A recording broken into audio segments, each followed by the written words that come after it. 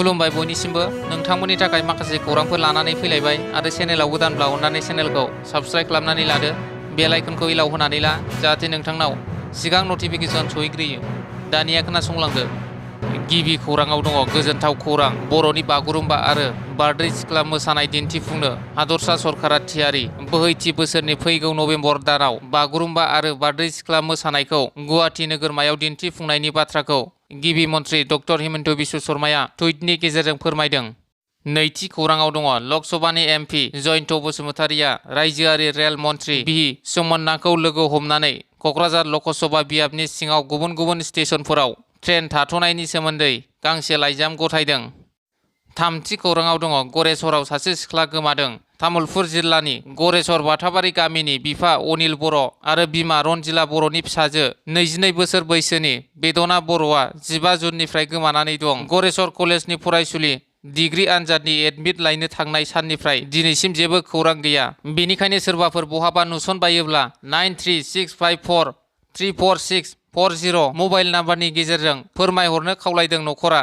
ब्रैथि खौराङाव दङ 13 नं सिदली बियाबनि सिङाव थानाय गुरुबासा प्राइमारिनि सुरजा बस्तियाव सा 85नि बांसिन गुबुन गुबुन दोलोनि सोद्रोमाफोरा इएम सायखं बसुमतारिनि नुजाथिनायजों इउपिपिएल दोलोआव आखाइ गोरोबफैदों। बाथि खौराङाव दङ हिमाचल प्रदेशआव दैबाना आरो हा खुरखानायनि जाहोनाव 2 सुबुंनि जिउ खहा जायो आरो सा 20निबो गोबां सुबुंफोरा गोमानानै दं होनना मिथिनो मोननाय जादों।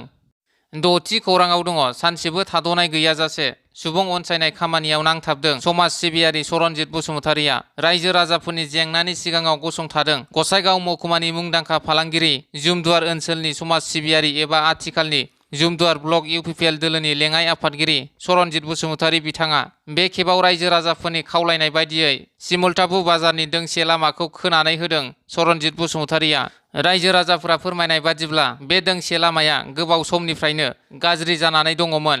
बे लामाया गाज्रि जानायनि जाहोनाव सिमुलटाबु ओनसोलनि गोबां रायजो राजाफोरा हान्था मेला खालामनायाव जेंनायाव गोग्लैनो गोनां जादोंमोन। मैया सरनजित बसुमतारिया बे लामाखौ गावनो रां गारनानै बानायनानै होनायखौ लानानै गोजोननाय फोरमायदों ओनसोलनि रायजो राजाफोरा।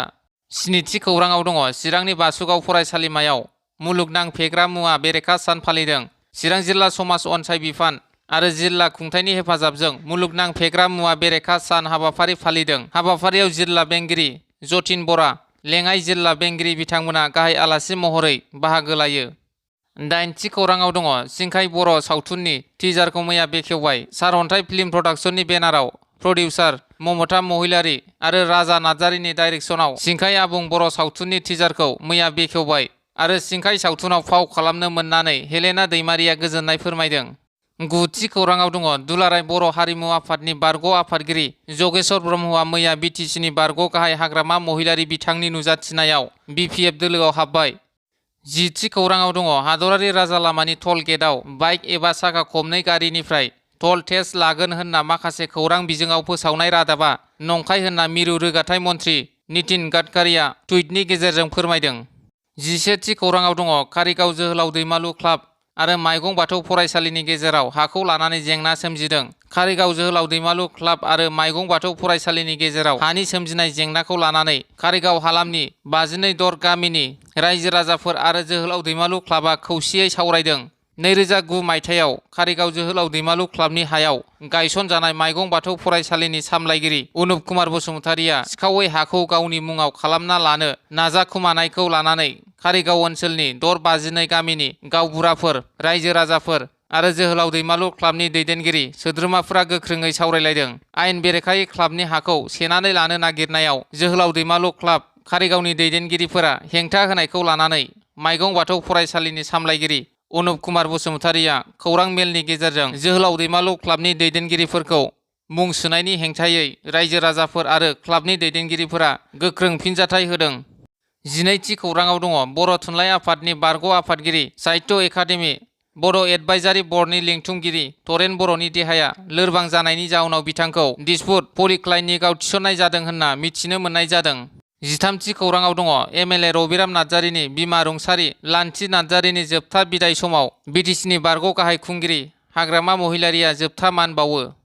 14थि खौराङाव दङ बिटिआर गोरोबथानि दिनैसिम मावफुंनाय आरो आद्रा थाबावनाय दफाफोरनि सायाव सागानगिरि आफाद फारियै एबसु, XNDP आरो UBPUआ जथायै गोदान दिल्लीनि नर्थ ब्लकआव थानाय 118 नं खथायाव सावरायनाया जानानै थाङो। सावरायनायाव गाहायै बिटिआर गोरोबथानि 3.1, 4.3, 5.1, 5.3, 6.1, 6.3, 8.4, 9.2, 9.4 आरो 10.2 नि दफाफोरानो जायगा मोनो। बे सावरायनायाव भारत सरकारनि जानानै Neeraj Kumar Bansod, IAS, joint secretary, ministry of home affairs, Bharat सरकार, ADGP हिरेन चन्द्र नाथ, आसाम सरकार आरो बिटिआरनिफ्राय प्रिन्सिपाल सेक्रेटारि आकाशदीपआ बाहागो लायो। सावरायनायाव दुलाराय बर' फरायसा आफादनि आफादगिरि दिपेन बर', लोगो आफादगिरि फारियै खोरोमदाव औवारी, उमेश दैमारी, गाहाय नेहाथारि खनीन्द्र बसुमतारी, लोगो गाहाय नेहाथारि दिनेश ब्रह्म आरो बुंथिगिरि अबिद नार्जारिया बाहागो लायो। बारग' NDFB